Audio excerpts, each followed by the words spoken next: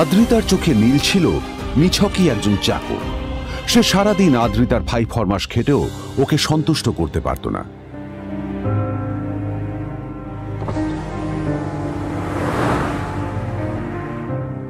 এত কিছুর পরেও কেন একজন ধনী বাবা তার মেয়েকে গরিব ছেলের সাথে বিয়ে দিলেন?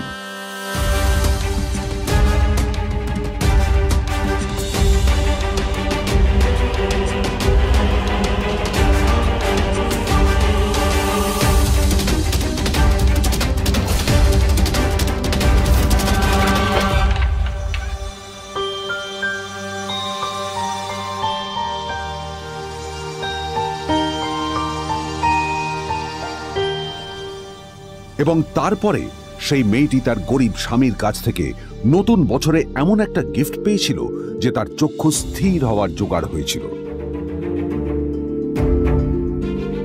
আর ওর স্বামী সম্পর্কে সত্যিটা জানার পর তো ও প্রায় অজ্ঞান হয়ে গিয়েছিল।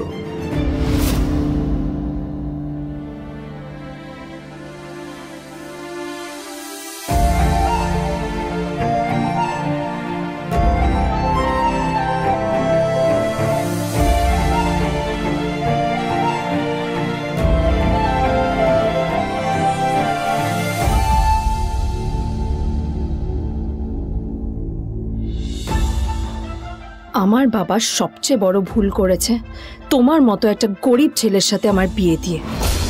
আমার সব বন্ধুদের স্বামীরা ওদের কত দামি দামি গিফট দেয়, আর তুমি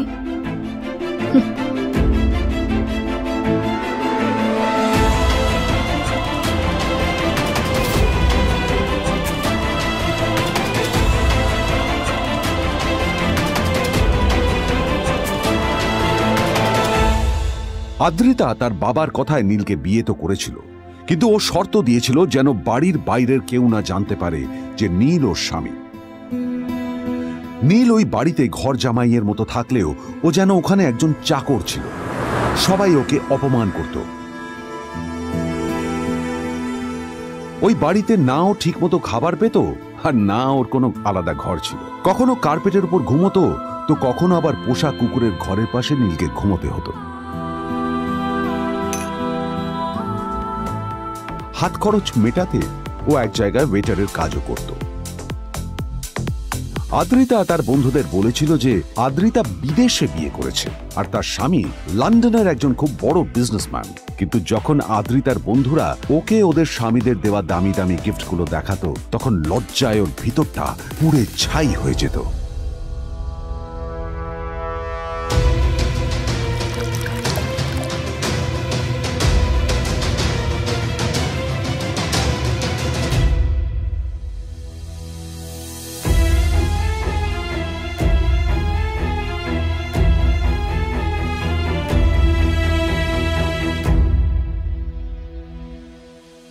এই যে শোনো, নিউ ইয়ারে আমার একটা গিফট চাই তোমার থেকে। আর গিফট যেন দামি হয়, হ্যাঁ, মানে খুব দামি, কয়েক লাখ টাকা। ওকে? কয়েক লাখ টাকা? কিন্তু অদ্রিতা, এত টাকা আমি একসাথে কখনো দেখিনি। তোমাকে এত দামি গিফট আমি কি করে দেব? এটা তো তোমার বিয়ে করার আগে ভাবা উচিত ছিল। একজন পুরুষ মানুষ হয়ে নিজের স্ত্রীর এইটুকু ইচ্ছা তুমি পূরণ করতে পারবে না? স্ত্রীর এই কথাগুলো নীলকে আহত করে। নিঃশব্দে ওখান থেকে চলে যায় নীল।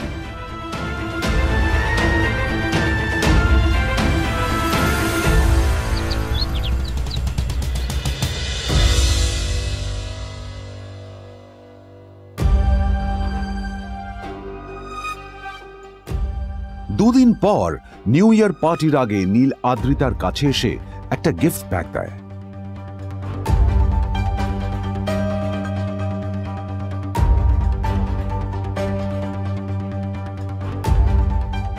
আদ্রিতা মুখ বেজার করে বাক্সটা খুলল, তবে তারপর বাক্সের ভেতরে গিফটটা দেখতেই ও চমকে গেল।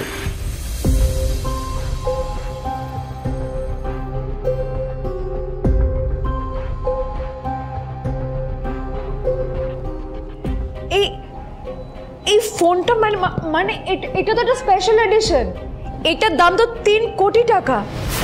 তুমি এটা পেলে কোথা থেকে? আসলে আসলে এটা অরিজিনাল নয়। আমি ওই ফোনটারই একটা কপি এনেছি।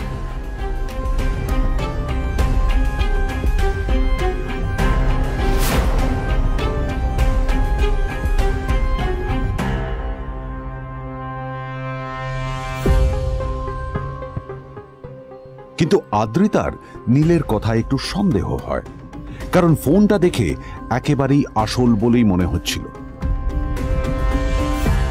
পরের দিনই আদ্রিতা ওই কোম্পানির শোরুমে গেল। এই ফোনটা একটু দেখুন না প্লিজ। ওয়াও, আচ্ছা ম্যাম, আপনি কি মিস্টার রয় চৌধুরীর বন্ধু? কে মিস্টার রয় চৌধুরী? ও, আপনি কি ওই রয় চৌধুরী গ্রুপ অফ ইন্ডাস্ট্রিজের মালিকের কথা বলছেন? হ্যাঁ। না না, আমি ওনাকে চিনি না। আমি কেন, আমার মনে হয় কেউই ওনাকে চেনে না। বড় বড় মানুষেরাই ওনা দেখা পান না। আমিও কোনোদিন ওনাকে দেখিনি, কিন্তু সাডেনলি আপনি এই প্রশ্নটা করলেন কেন? অ্যাকচুয়ালি ম্যাম, আপনার হাতের এই ফোনটা আসলে এটা ফোনের স্পেশাল এডিশন। এই কাটিং, এই ডিজাইন, এই লোগো, এটা জাল করা ইজ নেক্সট টু ইম্পসিবল। আর গোটা ভারতে বিক্রি হওয়া এই ফোনের সেকেন্ড পিস এটা, যেটা মিস্টার রয় চৌধুরী কিনেছিলেন। সেজন্যই জিজ্ঞেস করছি ম্যাম, আপনি এই ফোনটা কোথা থেকে পেলেন? তবে কি নীলই মিস্টার রয় চৌধুরী, নাকি নীল এই ফোনটা চুরি করেছে? বেকার নীলের কাছে কোটি টাকার ফোন কোথা থেকে এলো? নীলের সত্যিটা তাহলে কি?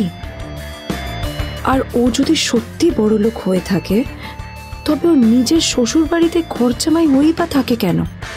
আদ্রিতা এসব কথাই মনে মনে ভাবছিল।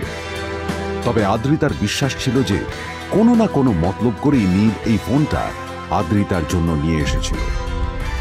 কিছুদিন পর আদ্রিতা সেই ফোনটার কথা ভুলে গেল। নীল সকাল সকাল ঘুরতে বেরিয়েছে বাইরে।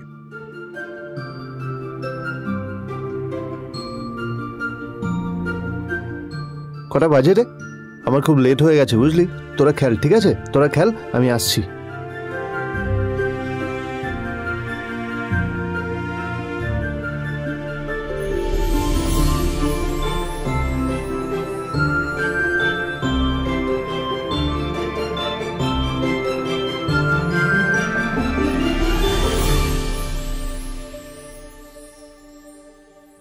নীল, জল পড়ছে না কেন দেখো না। নীল, নীল, নীল কোথায় গেল? নীল,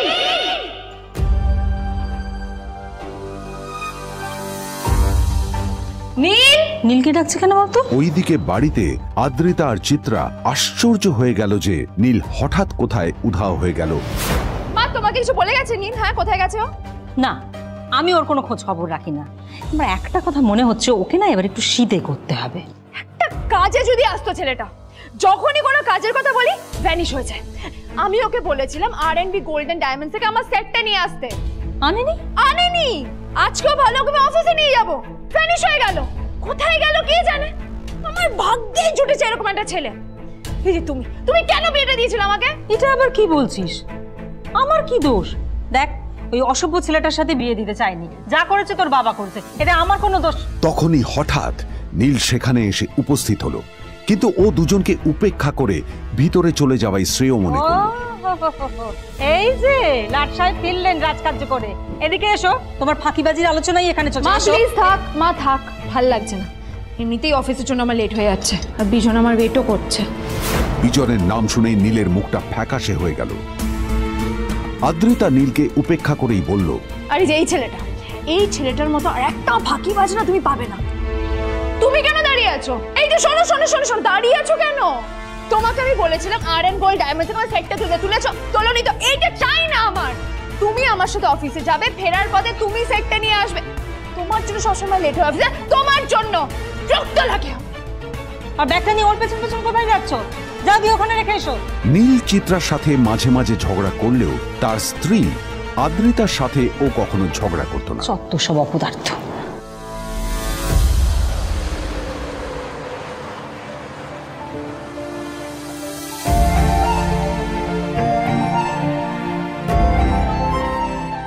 কিছুক্ষণের মধ্যেই তারা আদ্রিতার অফিসে পৌঁছে গেল। আদ্রিতা গাড়ি থেকে নামতে নামতে দেখলো যে তার কাছে অনেকগুলো ফাইল আছে। নীলের দিকে তাকিয়ে ওকেই ফাইলগুলো নিয়ে ভেতরে আসতে বলল। চলো, হা করে দাঁড়িয়ে আছো কেন? ফাইলগুলো নিয়ে ভেতরে এসো।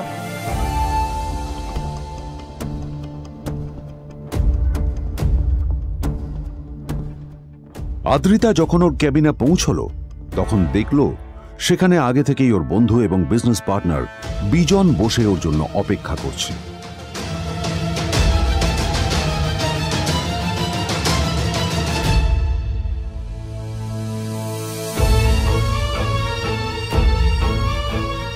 কোথায় ছিলে বলো?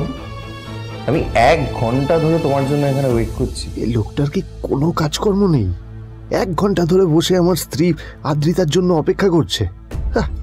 সরি বিজন, আমি খুবই দুঃখিত যে বাড়ির কিছু লোকের জন্য না আমার সবসময় লেট হয়ে যায়। আদ্রিতার কথা শোনার পর বিজনের 1 ঘন্টা অপেক্ষা করার অভিযোগ 1 মুহূর্তের মধ্যে মিলিয়ে গিয়েছিল। কি হলো, হাসছো কেন? লটারি পেলে নাকি? লটারি? হ্যাঁ, তুমি আসা মানে আমার কাছে লটারির থেকেও বেশি দাম। তবে তার থেকে কিঞ্চিত কম দামি একটা গিফট আমি তোমার জন্য এনেছি।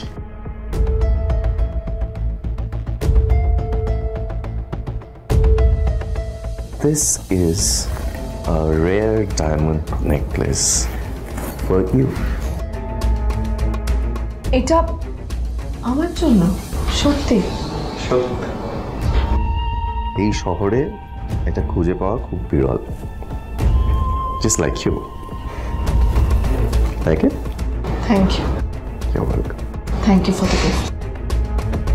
আসি তাহলে এখন।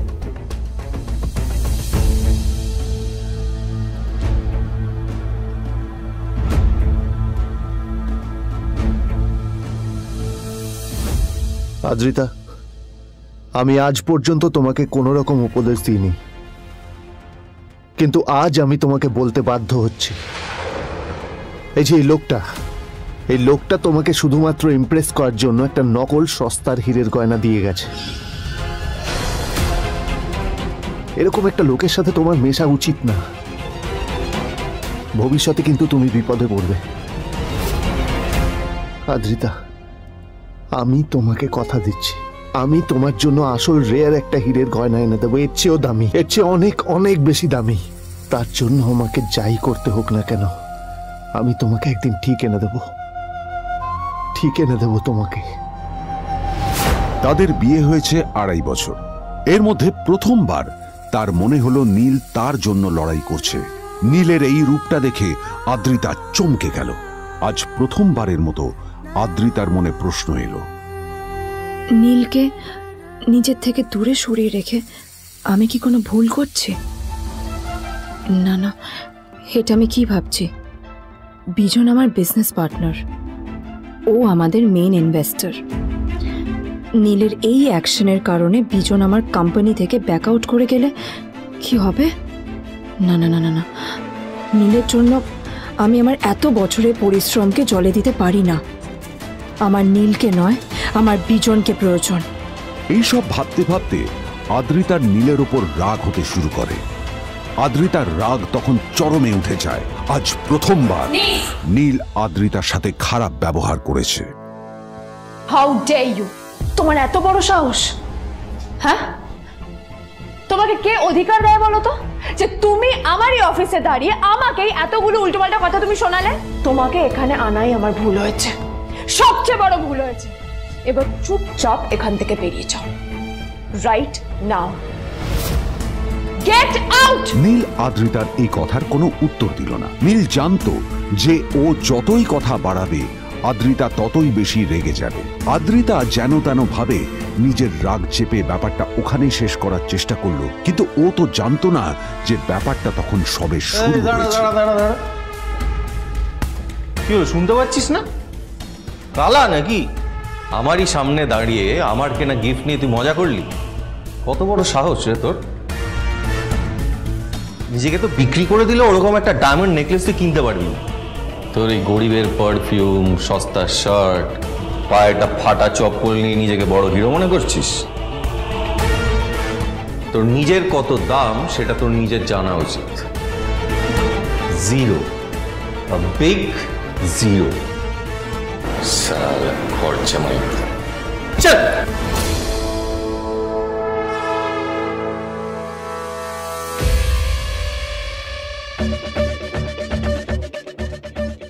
নীল তখনও ঝামেলা করার মেজাজ ছিল না, কিন্তু যখন কেউ অন্যের নীরবতা সুযোগ নিতে শুরু করে তখন কথা বলাটা প্রয়োজন। নীল আঙুল তুলে পেছনের দিকে ইশারা করে। প্রথম কথা, ওই যে ওখানে দাঁড়িয়ে আছে, ও আমার স্ত্রী।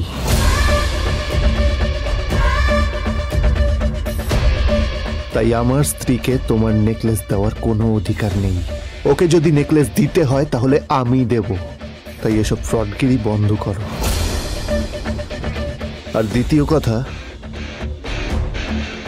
যার পকেটে পয়সা নেই ঝনঝন আওয়াজ করা তার মানায় না।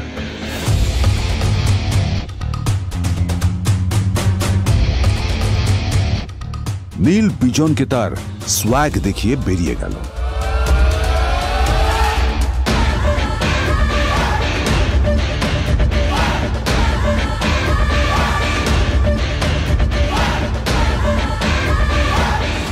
আদ্রিতার রাগে গজগজ করছিল।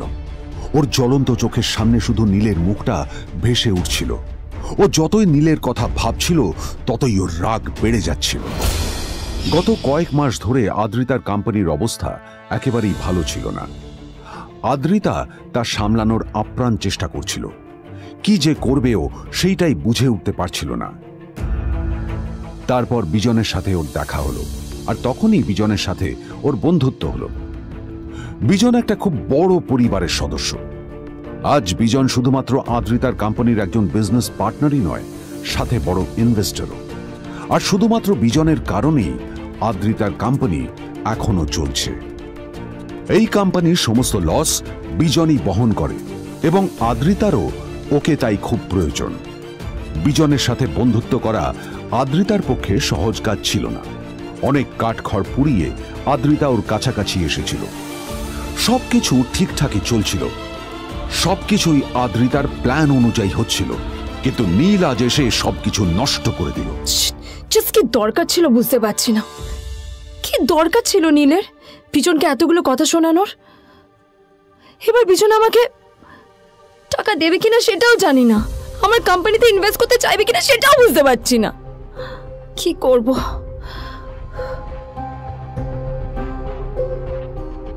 এখন আদ্রিতা ওকে কিভাবে বোঝাবে?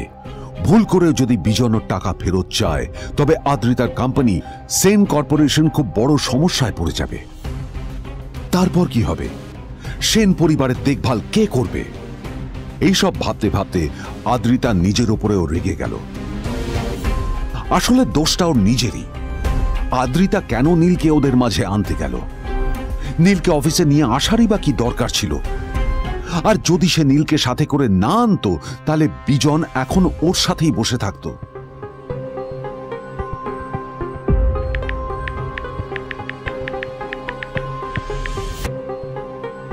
প্যামেলা, আমি মিটিংয়ে বেরোবো, আমার চেঞ্জটা একটু নিয়ে এসো প্লিজ।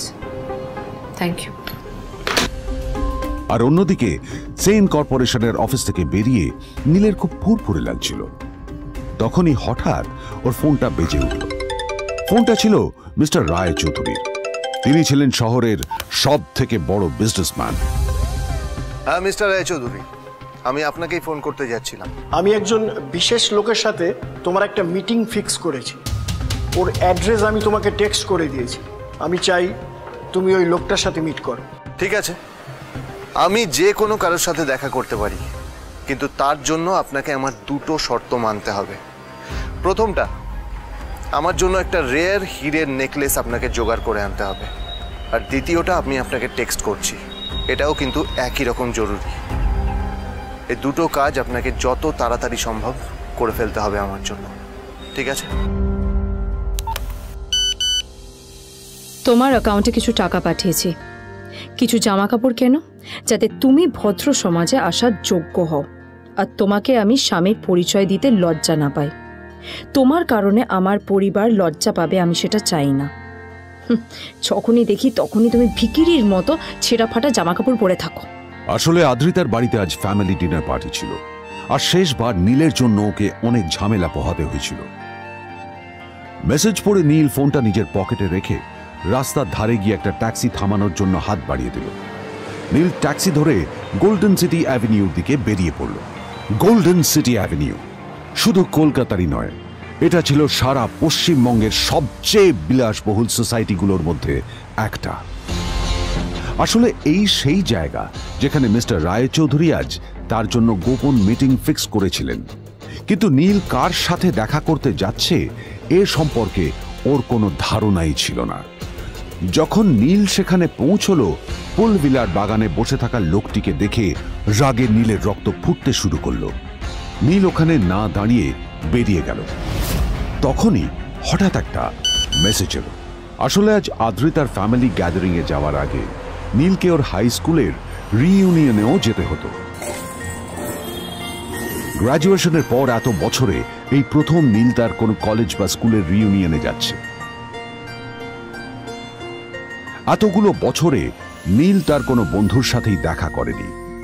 নীলের তার পুরনো সহপাঠীদের কথা মনে পড়তে লাগলো, যাদের সাথে ও স্কুলে মজা করত। আজ আবার ওদের সকলের সাথে নীলের দেখা হবে।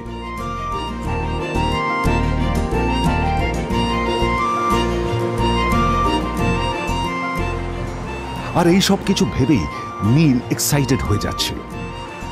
আসলে সোহিনীকে নীল তার স্কুল টাইমে পছন্দ করত।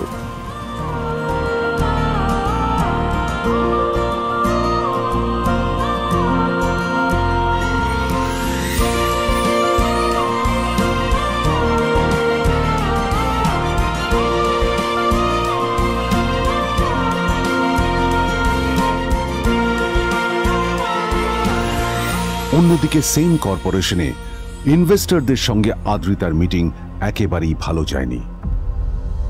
তাকে দেখে বেশ গম্ভীর মনে হচ্ছিল।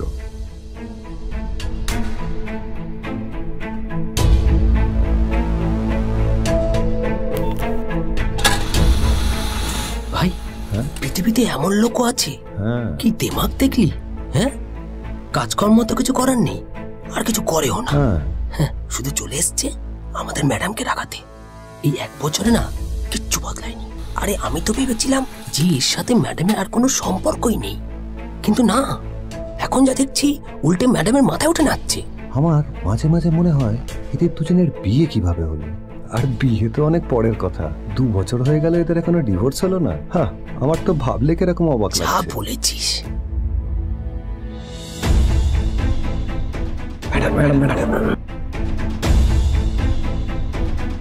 অফিসে চলতে থাকা এইসব কথা শুনে আদ্রিতার আরো রাগ হলো।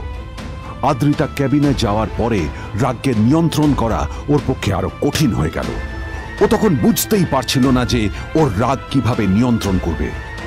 আদ্রিতা এটাও ভাবছিল যে নীলের জন্য ওকে আর কত অপমানিত হতে হবে। এসব ভাবতে ভাবতেই আদ্রিতার চোখ গেল ওর বাবার ছবিটার দিকে।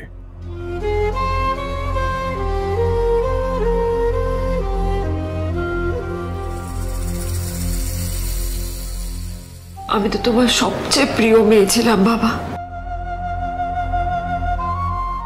তাই আমি সবসময় ভেবেছি যে তুমি আমার জন্য যাকে সিলেক্ট করবে সে সব থেকে শ্রেষ্ঠ হবে। তাই আমি নিজে থেকে কখনো কোনো রিলেশনশিপে যাইনি, আর তোমার কাছে বিয়ের কোনো শর্তও রাখিনি। কিন্তু তুমি না আমার সাথে কি করলে? এই গাধাটার সাথে আমাকে বিয়ে দিলে। আমার জীবনটা নষ্ট হয়ে গেল, শেষ হয়ে গেল।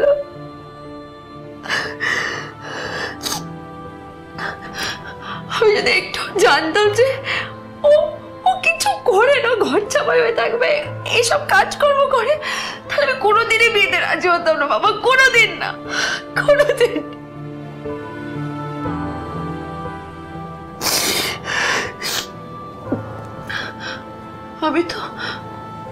আমি তো সবসময় ভাবতাম যে বাবা মারা তাদের সন্তানের ভালো চায়, কল্যাণ চায়, তাদের জন্য চিন্তা করে,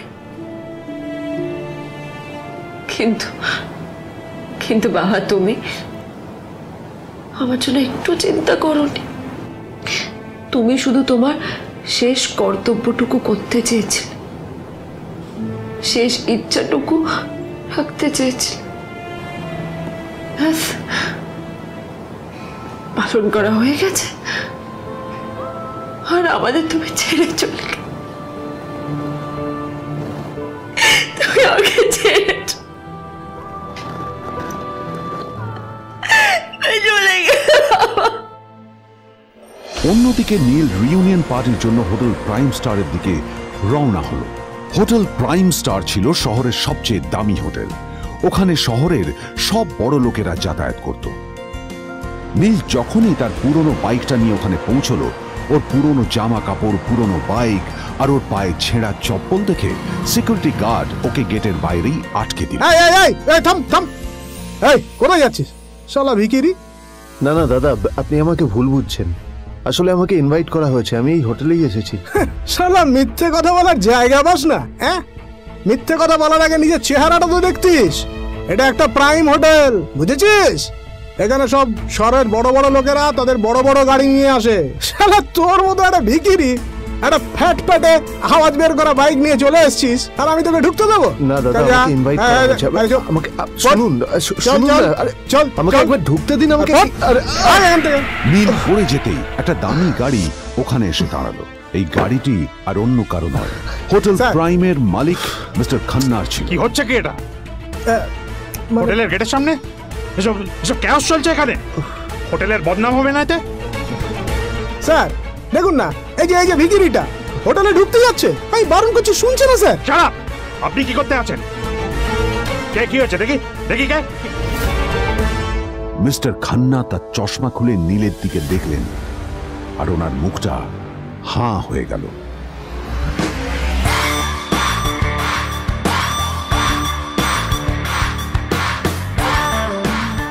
নীল স্যার, আপনি?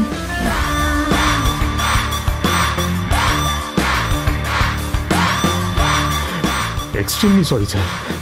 স্যার স্যার, আপনি একটা ইনফর্ম করেননি কেন আমাকে? আপনি আসবেন জানলে তো আমি নিজে রিসিভ করতে আসতাম আপনাকে। ছি ছি ছি ছি ছি। ঠিক আছে, আপনি ব্যস্ত হবেন না প্লিজ। জানোইনি কে?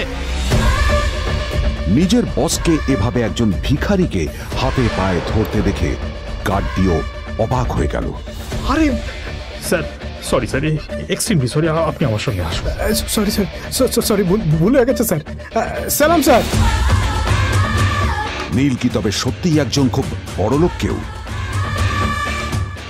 জানতে পকেট এফএম এর এই সম্পূর্ণ গল্পটি শুনুন, বস দুনিয়া যার বসে, যেটা ভারতীয়রা সবচেয়ে বেশি শুনছে। বিনামূল্যে গল্প শুনতে নিচের ইনস্টল বাটনে ক্লিক করুন এবং পকেট এফএম ডাউনলোড করুন।